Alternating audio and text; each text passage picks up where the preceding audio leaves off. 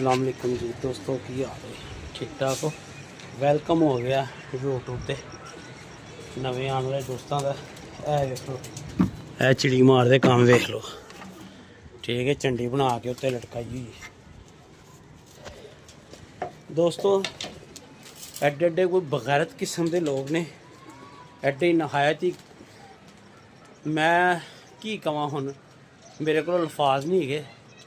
गंदी नस्ल के लोग ए वेख लो, ए एक मासूम परिंदे ना गले दे विच तवीज़ बन्ने ने, ए भी है ते ए भी है, ठीक है। डोरियां बनियां हुई ने।